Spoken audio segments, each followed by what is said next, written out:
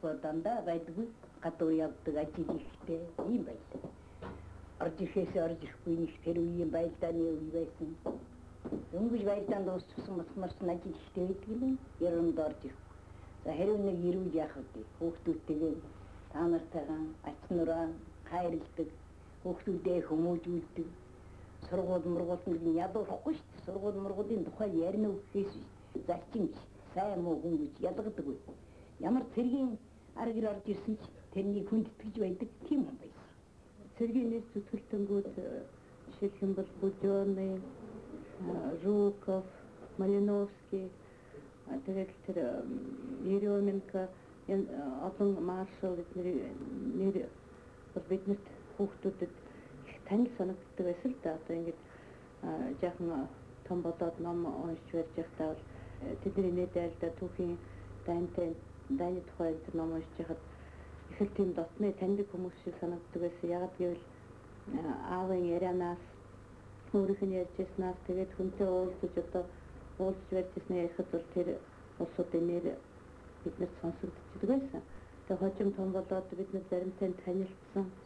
Тэрийг бодоход бид нар тийм бахархал төрдөг. Манай аав тэр том нэрт жанжнууд том цэргийн зүтгэлтнүүдтэй танил байж нөхөрсөг байдлаар тийм холбоотой байсан гэдгийг нь одоо бодоход бол сайхан санагддаг.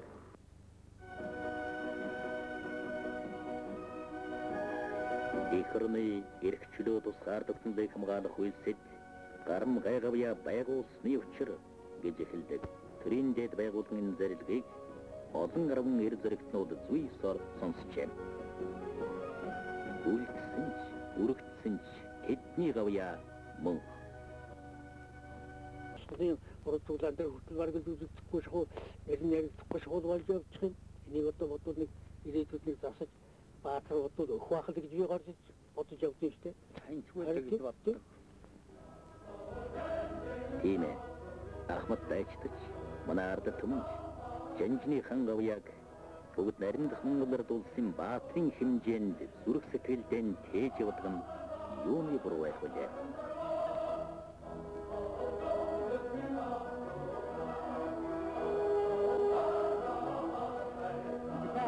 Монголын ард түмэн өөрийн энэстэн хөртмөрийн саргал анаавалсан ардын айрныхан дэвшингийн маяг өнөөдөр баяр баясгалантай байна.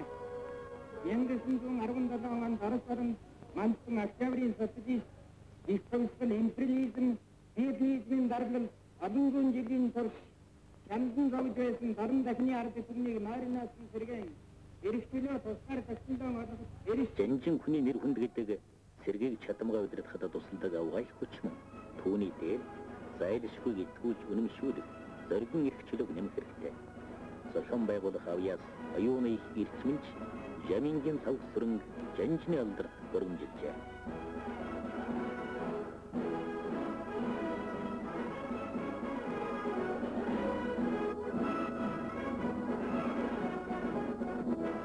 Ойсолтын ахмад зүтгэлтэн шарпуу ярихтаа. Жанжин сав сүрэн TV дэвчгэр үзэл хамаандан захиргаандан одоо ажиллаж үзсэн хөө.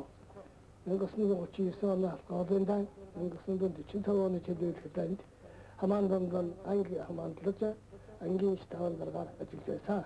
Тайван цагт сэргийн ерөнхий сургууль бусад газрууд орлогчоор ажилласан.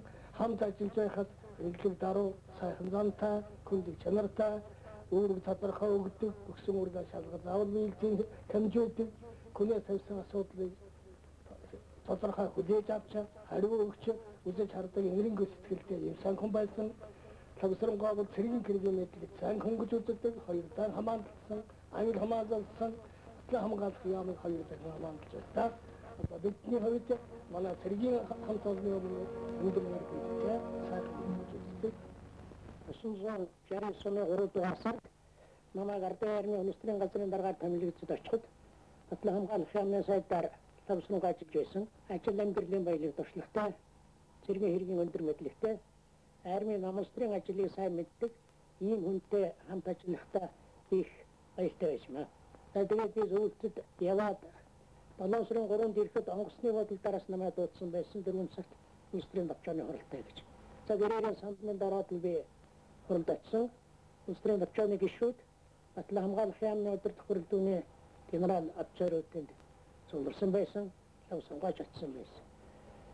За төвчөөний хурал биш гэж нэрлж байсан боловч хэрэг дээр хурлаасан.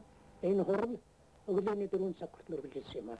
За энэ хурал дээр эхлээд Батагай Батлан хамгааллын яамны удирдлагын дутагдлын тухай сонсгол тавьсан. За дараа нь Лавсрангайг яригдсан. Лавсрангай ийм хурал зөвлөгөө болохыг мэдээгүй. Тэнтэл дуудлаа гэхэд ирсэн. Урчилж над хэлсэнгүй. Бэлтгэсэн байхгүй гэж нэлээд эвгүй байдалд орсон. За хурал дээр Батагай Лавсрангай хоёр тусалдаа хэд дахин босож нэлээд маргааны шинжтэй ярьсан. Энэ хоёрын маргаж байгаа яригдж байгаа зүйл дотор гол нь одоо ажлын дутагдал, ажлын арга барилтай холбоотой асуудал гол байр эзэлж байсан. За хувийн талын зарим асуудлууд мөн энд яригдж байсан юм аа. За харин их тушаал дуртай утган өмүүлдэг хувийн сонирхолтой зэрэг дутагдлууд Лавсрангай дээр нь яригдаагүй юм шүү. Лавсрангай нэг гомдолтой ярьсан асуудал нь 1939-40 оноос хойш эхлээд Лавсрангай хувьсгалын эсрэг хэрэгт холбогдуулах гэж цуглуулсан олон хавтас материал дотоод ямандар байгааг өөрөөдсөн 1956 оны Тухраны шалах комиссд байхдаа тэнд өөрөөжилээ. Манай яамд надтай хамт ажиллаж байсан зарим хүн гол материалыг тэнд өгсөн байна гэж омтол мэдүүлж байсныг би санаж байна. 1962 оны 1-р сарын сард Тухраны бүгд хуралдаач Лавсрангай энийг ярьсан л да. Лавсрангай энэ ажлынхаа дутагдлыг зас сайжруулах гэж ярьсан. Төвчөөний гишүүдийн талаар бүгд ярьцгаасан. Лавсрангай биеэр нь чөлөөлөгдөө. Та нар Батлан хамгааллын яамны сайдаар Батагай юм уу өөр энэ күнээ хамлах болцоотой байна. Би чөлөөлөгдөө гэж ингэж ойсон.